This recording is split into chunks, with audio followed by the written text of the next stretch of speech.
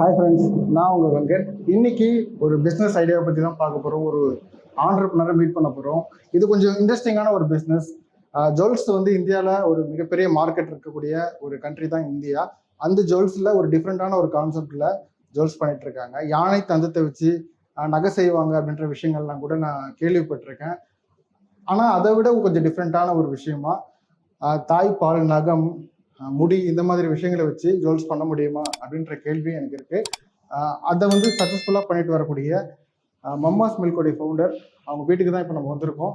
So அவங்க வீட்டோட calling bell அடிச்சாச்சு. ஸோ இன்னும் கொஞ்ச நேரத்தில் அவங்க வருவாங்க. அதுக்குள்ள நான் சொல்லி முடிச்சிடுறேன். வெயிட் பண்ணிருக்கோம். அதாவது ஆக்சுவலாக நான் இன்ட்ரோ கொடுக்க முன்னாடி மேமே வந்துட்டாங்க. ஹாய் சொல்லுங்க. ஸோ இவங்களை தான் நம்ம இன்னைக்கு இன்டர்வியூ பண்ண போகிறோம். ஸோ அவங்க பேர் வந்து பிரீத்தி விஜய், மம்மாஸ் மில்கி லவ்வுடைய ஃபவுண்டர். இந்த வீடியோவில் நிறைய விஷயங்கள், அதாவது நான் சொன்ன மாதிரி தாய்ப்பால், அப்புறம் முடி, நகம் இந்த மாதிரியான விஷயங்களை பயன்படுத்தி நகை செஞ்சு அதை வந்து எப்படி பிஸ்னஸாக கொண்டு வந்தாங்க அப்படின்ற அவங்க சக்ஸஸ் ஸ்டோரி, அது போக இந்த பிஸ்னஸில் அவங்க கடந்து வந்த பாதைன்ற நிறைய விஷயங்கள் டிஸ்கஸ் பண்ண போகிறோம். இது வீடாக் சீரீஸினுடைய 24th episode. Once again welcome you all another episode of வீடாக்.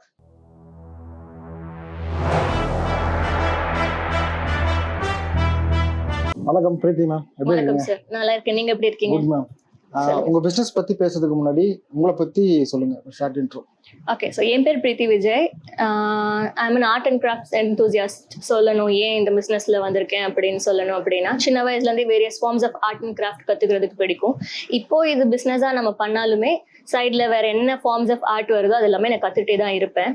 So apart from that personal life பார்த்தீங்கன்னா, மை நேட்டிவ் இஸ் மதுரை. ஓகேங்களா, வளர்ந்தது படித்தது எல்லாமே மதுரையில் தான். இப்போ settled in Chennai. So husband is an ஐடியில் இருக்காங்க. அண்ட் பசங்க வந்து I have 2 kids who are into school. Okay, இப்போ உங்க பிஸ்னஸ் பற்றி நீங்கள் சொல்லுங்கள். அப்புறம் வந்து ஏன் நீங்கள் இது பிஸ்னஸ் சூஸ் பண்ணீங்கன்றதையும் சொல்லுங்கள். Okay, so mamma's milky love வந்து it is the pioneer venture in India. Actually is the first venture இந்த பிரஸ்ட் மில்க் ஜுவல்லரி பண்ணுறதுக்கு. இப்போ நம்ம 7+ இயர்ஸாக பண்ணிட்டு இருக்கோம். ஏன் ஸ்டார்ட் பண்ணேன்றதை விட எப்படி ஸ்டார்ட் பண்ணேன் அப்படின்னு பார்த்தீங்க அப்படின்னா, ஒரு ஃபேஸ்புக் குரூப் இருக்குது, ஒரு மம்மிஸ் எல்லாம் இருக்கிற குரூப் இருக்குது. அதில் ஒருத்தவங்க கேட்டிருந்தாங்க, இந்த மாதிரி பிஸ்னஸ் பண்ணுறவங்க, இந்த மாதிரி ஜுவல்லரி பண்ணுறவங்க இருக்காங்களா இந்தியாவில் அப்படின்னு சொல்லிட்டு. அப்போ புதுசாக இருந்தது. ஆக்சுவலாக அந்த டைமில் நான் வந்து வேரியஸ் கிளே ஒர்க்ஸ் அதெல்லாம் பண்ணிட்டு இருந்தேன். கிளே ஜுவல்லரி, வேற கஸ்டமைஸ்ட் கேண்டில்ஸ் அந்த மாதிரி எல்லாம் பண்ணிட்டு இருந்தேன் கிளேல. ஸோ இது புதுசா இருக்கே, இது ப்ரௌஸ் பண்ணி பார்க்கலாம் அப்படின்னா இந்தியாவில் யாருமே பண்றவங்க கிடையாது. சரி, நம்மளுக்கு தான் ஆர்ட் அண்ட் கிராஃப்ட் பிடிக்குமே அப்படின்னு சொல்லிட்டு அப்படி ஸ்டார்ட் பண்ணது தான் இந்த பிஸ்னஸ்.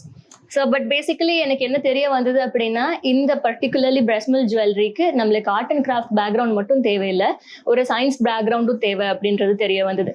ஏன்னா இதுல வந்து பெரிஷபிள் இல்லையா, கெட்டு போற தன்மை இருக்கு மில்க்குக்கு. ஸோ அதனால ஜஸ்ட் ஆர்ட் அண்ட் கிராஃப்ட் மட்டும் தெரிஞ்சா பத்தல, சயின்ஸும் தெரிய வந்தது. I took a help of my friend who is a science chemistry graduate. So அவங்க ஹெல்ப் மூலயமா தான் நம்ம வந்து இதை டெக்னிக் ஃபார்முலேட் பண்ணது. முக்கியமா இப்போ ஜுவல்ஸ் வந்து எப்பவுமே இந்தியாவை பொறுத்த வரைக்கும் ஒரு ஓப்பன் மார்க்கெட் சொல்லலாம். எல்லாருமே ஜுவல்ஸ் வந்து விரும்பக்கூடிய பெண்கள் தான் இங்க இந்தியாவை பொறுத்த வரைக்கும். இதுல நீங்க டிஃப்ரெண்டான ஒரு கான்செப்ட்ல நீங்க ஒன்று பண்றீங்க பாத்தீங்களா, அது வந்து எந்த அளவுக்கு ஆடியன்ஸ் கிட்ட ரீச் ஆகுது, இல்லை மக்கள் கிட்ட ரீச் ஆகுது? நீங்க இத்தனை வருஷம் 7 வருஷம் உங்க எக்ஸ்பீரியன்ஸ்ல இருந்து நீங்க அதை சொல்லுங்க. ஓகே, ஸோ இப்போ கரண்டா இந்த ஜென்ரேஷன் மதர்ஸ்க்கு வந்து எங்கெல்லாம் எப்படியெல்லாம் செரிஷ் பண்ணலாமோ, ஒரு பர்த்டே ஸ்மாஷ் பண்றது, ஃபர்ஸ்ட் இயர் பர்த்டே ஸ்மாஷ் பண்றது, போட்டோகிராஃபி, நிறைய மைல் ஸ்டோன்ஸை போட்டோகிராஃபி எடுக்கிறது, எப்படியெல்லாம் நம்ம குழந்தைங்களோட இருக்கிற மொமெண்ட்ஸை, டிஃப்ரெண்டான மொமெண்ட்ஸ் எப்படி செரிஷ் பண்ணலாமோ அந்த எல்லாமே பண்றாங்க. ஸோ வரவேற்கிறது நம்ம பிரஸ்ட் மில்க் ஜுவல்லரி பொறுத்த வரைக்கும் இந்த ஜென்ரேஷன் மதர்ஸ் ரொம்பவே வரவேற்கிறாங்க. ஸோ அவங்களுக்கு வந்து மோஸ்ட்லி இன்ஸ்டாகிராம்ல, ஃபேஸ்புக்ல கொஞ்சம் ஆக்டிவா இருக்கிறவங்களுக்கு தெரிய வருது. ஏன்னா இதுக்கு இன்னும் பிசிக்கல் ஷாப் இல்லை. ஸோ இந்த இன்ஸ்டாகிராம்ல, ஃபேஸ்புக்ல கொஞ்சம் ஆக்டிவா இருக்கிற மதர்ஸ்க்கு இதை பத்தி தெரிய வருது. அதை அடுத்து பாத்தீங்க அப்படின்னா, ஏதாவது ஆர்டிகிள்ஸ் போகும் இல்லையா, இந்தியன் எக்ஸ்பிரஸ், குங்குமம், அந்த மாதிரி ஆர்டிகிள்ஸ் போறப்போ அவங்களுக்கு தெரிய வருது. நிறைய தான் வரவேற்கிறாங்க. இன்ஃபேக்ட் இப்போ யூஎஸ்ல இருக்கிற, யூகேல இருக்கிற கஸ்டமர்ஸ், நம்ம இந்தியன் கஸ்டமர்ஸ் வந்துட்டு அவங்க பேரண்ட்ஸ் மூலியமாவோ இல்ல இன்லாஸ் மூலியமாவோ மில்க் அனுப்புவாங்க நம்மளுக்கு ஜுவல்லரி பண்றதுக்கு. ஸோ அப்போ அந்த இன்லாஸ் அவங்க வந்து நம்மளோட ப்ரீவியஸ் ஜென்ரேஷன் இல்லையா, அவங்க வந்து கொடுத்துட்டு சில பேர் சொல்லுவாங்க, இந்த மாதிரி நாங்க இருக்கிறப்போலாம் இந்த மாதிரிலாம் ஜுவல்லரி இல்லம்மா, நல்லா பண்றீங்க அப்படின்னு சொல்லிட்டு. ஸோ நம்மளுக்கு அது வந்து கொஞ்சம் நல்லா இருக்கும். சரி, ஓகே, நம்மளோட ப்ரீவியஸ் ஜென்ரேஷன் இதை லைக் பண்றாங்க, லவ் பண்றாங்க அப்படின்னு இருக்கிறதுக்கு. இப்போ ரீசெண்டா கூட ஒருத்தவங்களுக்கு நான் செஞ்சு கொடுத்தேன். அவங்களுக்கு வந்து தொப்புள் கொடியில செஞ்சு கொடுத்தேன். அவங்க டாட்டர் வந்து நெக்ஸ்ட் மந்த் கல்யாணம் ஆகுறாங்க. இந்த மந்த் அவங்களோட தொப்புள் கொடி வச்சு அவங்க பொண்ணோட தொப்புள் கொடி கல்யாணம் ஆறதுக்கு முன்னாடி அவங்களுக்கு ஏதாவது நான் அவங்களோட மெமரியில பண்ணிக்கணும்னு சொல்லி தொப்புள் கொடி வச்சு ஜுவல்லரி பண்ணி கொடுத்தோம். வேற என்னென்ன மெட்டீரியல்ஸ்லாம்? சோ நம்ம பிரஸ்ட் மில்க் தவிர்த்து தொப்புள் கொடி, பேபியோட ஃபர்ஸ்ட் மொட்டை அடிக்கிற முன்னாடி அந்த hair, first set of nails, அதாவது 3-4 டேஸ்ல பிறந்த உடனே 3-4 டேஸ்ல ட்ரிம் பண்ணுவாங்க அந்த நெயில்ஸ்.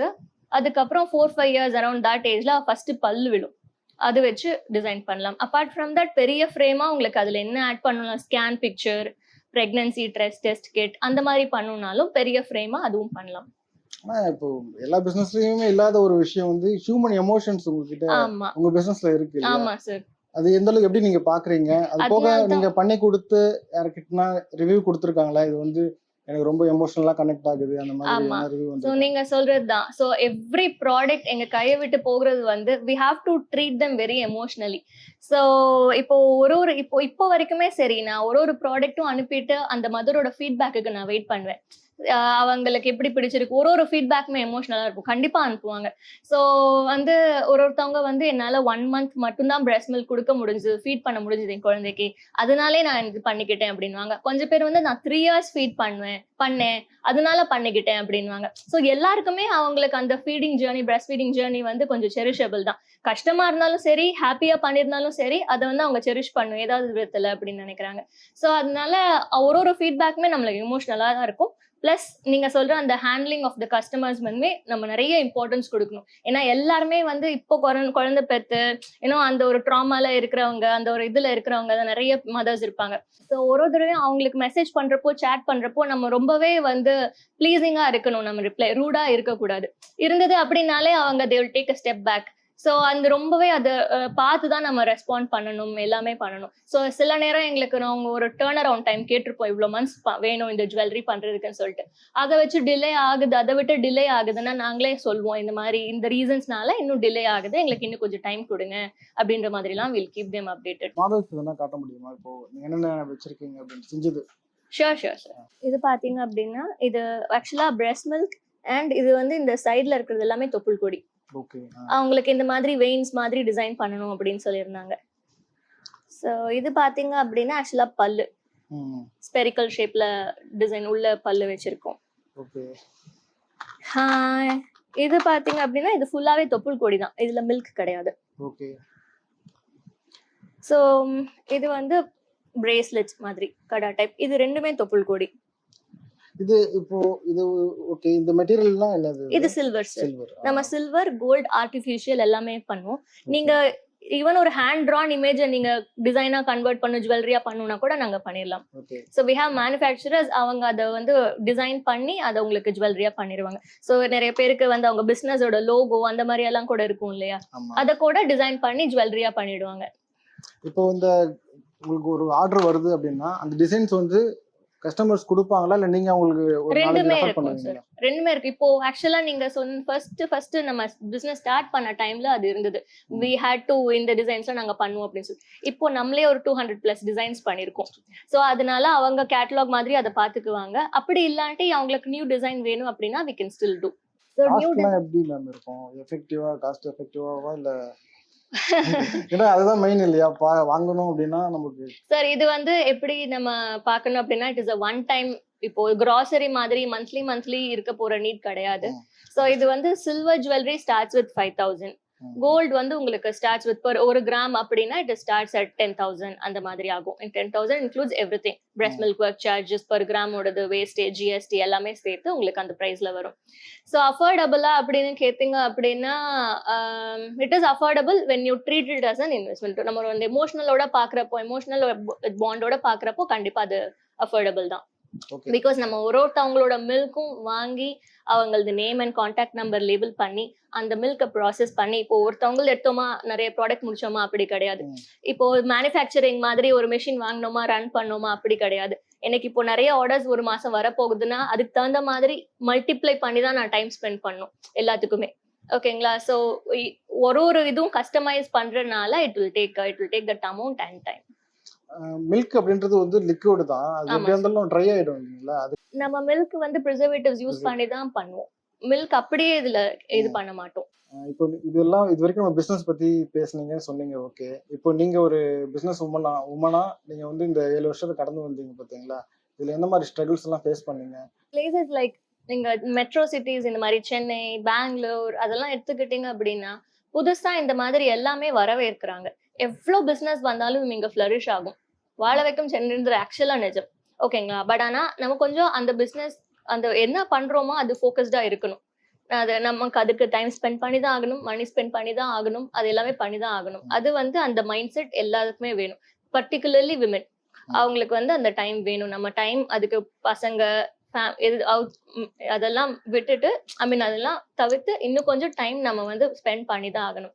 இன்னொன்னு வந்து இன்வெஸ்ட்மெண்ட் மைண்ட் செட். அதாவது நம்ம ஒரு ஒரு ஐட்டம் வாங்குறோம் அப்படின்னா அதை வந்து they see it like நம்ம இந்த அமௌண்ட் வந்துருச்சு அப்போ இதுல இருந்து நம்ம இந்த எக்ஸ்பென்சஸ் பண்ணலாம் அப்படின்னு. அப்படி கிடையாது.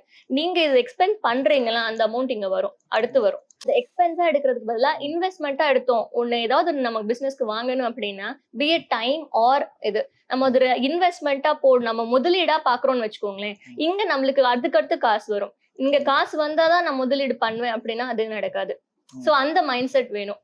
அவ்வளவுதான் சார். அதுக்கப்புறம் யூனிக்கா எவ்வளவு யூனிக்கா இப்போ பேக்கரி ஹோம் பேக்கிங்லாம் எடுத்துக்கிட்டீங்க அப்படின்னா நிறைய பேர் இருக்காங்க. பட் அந்த ஹோம் பேக்கிங்லயுமே நம்ம யூனிக்கா என்ன பண்ணலாம், புதுசா என்ன பண்ணலாம், அந்த ஒரு குட்டி யூஎஸ்பி எல்லாருக்குமே இருந்ததுன்னு வச்சுக்கோங்களேன். ஒரு சின்னதா ஏதோ ஒண்ணு டிஃப்ரெண்டா ரெகுலரா பண்றவங்களை விட கொஞ்சம் டிஃப்ரெண்டா ஒண்ணு போதும். ஒரு இது அதை வச்சு அவங்க கிளிக் பண்ணிக்கலாம். இப்போ மில்லட்ஸ் பேஸ்ல பண்ணலாம், அந்த மாதிரிலாம் பண்றாங்க. ஜஸ்ட் சொல்றேன். அந்த மாதிரி இப்போ நார்மலா கேக்ஸ் எடுத்துட்டோம் அப்படின்னா டிசைனிங்ல ஏதாவது டிஃபரன்ஸ் காமிக்கலாம். அந்த ஒரு குட்டி டிஃபரன்ஸ் காமிக்கிறப்போ கண்டிப்பா அவங்க வந்து they will come to limelight. ஆனா மார்க்கெட்டிங் இதுல ரொம்ப பெரிய ரோல் பிளே பண்ணும் இல்லையா? இப்போ எனக்கு ஒரு ஆட் வந்து ஞாபகம் வருது. தோனி வந்து ஒரு சொல்லுவாரு, கான்ஃபிடன்ஸ் காய் வந்து பெட்டர் தென் டேலண்டட் காய் அப்படின்ற ஒரு வார்த்தை வந்து நான் பிலீவ் பண்ணுவேன். கான்ஃபிடென்ட்டா நம்ம இருந்தோம்னா அதை வந்து எக்ஸிக்யூட் பண்ணும்போது அது டேலண்டா இருக்கவங்கள விட நல்லா வரும் ரிசல்ட் அப்படின்ற விஷயம் இருக்கு இல்லையா? மார்க்கெட்டிங் இப்போ நல்ல திறமையான ஆளுங்களும் அதை வெளியில தெரிவிக்கிறதுக்கு ஒரு விஷயம் வேணும். கண்டிப்பா. இப்போ ஒரு பிரீத்தியா நீங்க ஒரு சக்சஸ்ஃபுல் உமன், ஒரு உமன் ஆண்டர்பிரினர், எல்லாமே ஓகே தான். அதை தாண்டி வந்து இன்னைக்கு உங்களுக்கு ஒரு வரம் கேட்குறேன், ஒரு கடவுள் கிட்ட போயிட்டு உங்களுக்கு திடீர்னு உங்ககிட்ட வந்து நேரில் வந்து ஒரு வரம் கொடுக்குறேன் அப்படின்னு சொன்னா டக்குன்னு நீங்க என்ன கேட்பீங்க அவருக்கு? எண்ட் வரைக்கும் family everybody should be happy healthy.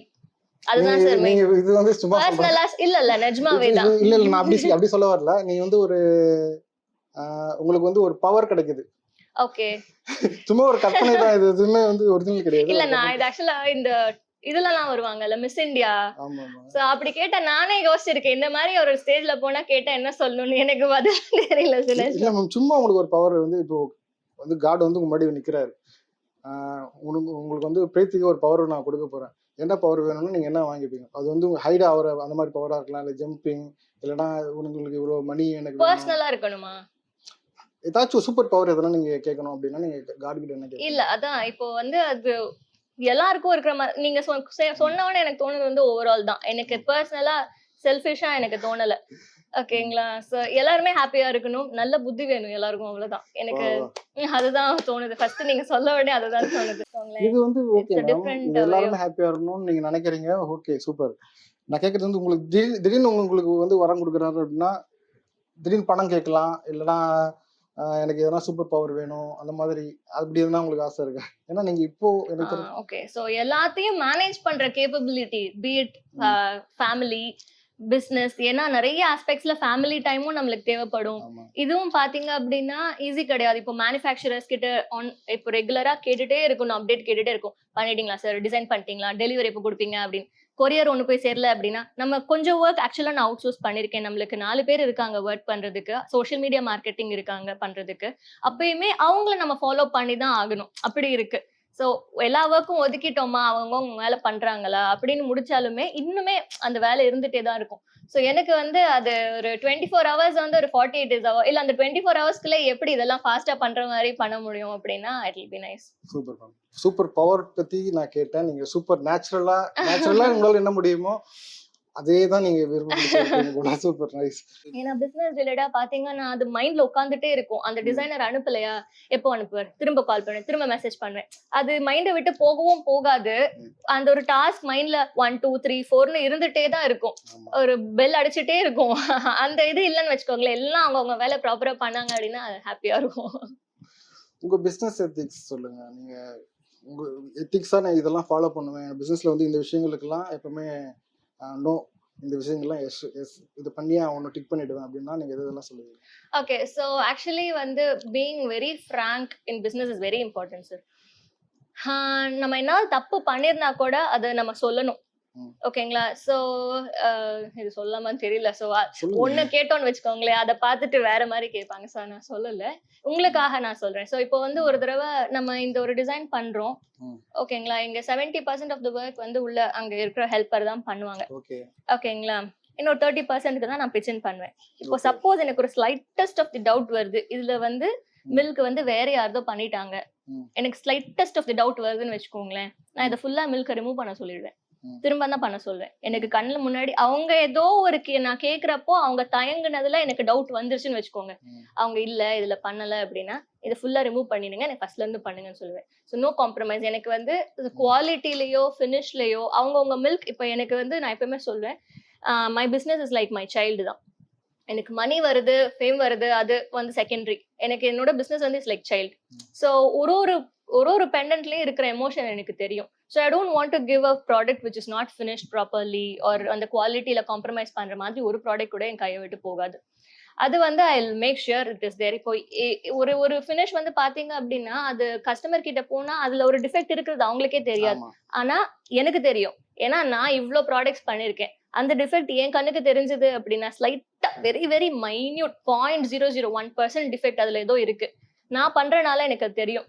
ஆனா அவங்களுக்கு போனா உங்ககிட்ட ஒரு ப்ராடக்ட் நீங்க வாங்கிருக்கீங்கன்னா உங்களுக்கு பார்த்தா கூட உங்களுக்கு அந்த டிஃபெக்ட் தெரியாது, ஆனாலும் நான் உங்களுக்கு அனுப்ப மாட்டேன், நான் அதை சரி பண்ணிட்டு தான் அனுப்புவேன். Okay ma'am. அடுத்து வந்து இப்போ எல்லாருமே ஜெயிக்கிறதுக்காக தான் போராடுறாங்க. இப்படியாவது நான் வாழ்க்கையில ஜெயிக்கணும், பிசினஸ் பண்ணியோ இல்லை வேற ஏதாவது ஒரு ஒர்க்லயோ அவங்க ஹையர் அஃபிஷியல் ஆகணும் அப்படின்ட்டு ஏதோ ட்ரை பண்ணிட்டு தான் இருப்பாங்க. இப்போ நீங்க வந்து ஒரு 7 வருஷம் பிசினஸ் ஜேர்னில ஒரு சக்சஸ்ஃபுல்லான ஒரு இடத்துல வந்து ரீச் ஆயிட்டீங்க. நீங்க எங்க ஆடியன்ஸ்க்கு சொல்றீங்க, இப்போ உங்க வெற்றியின் ரகசியம் என்ன, உங்க அப்சர்வேஷன்ல இருந்து உங்க வெற்றியின் ரகசியம் என்னன்னு சொல்லுங்க. பாக்குற ஆடியன்ஸ்க்கு அது ஒரு டேக் அவேவா இருக்கும். மமாஸ் மில்கில வரைக்கும் பாத்தீங்க அப்படின்னு பொறுத்த வரைக்கும் பாத்தீங்கன்னா ஒரு யூனிக் யூஎஸ்பி தான் சார். அதுதான் நம்ம பிசினஸ்ல வந்து ஆக்சுவலா அந்த ஒரு ஹைக் கொடுத்துச்சு.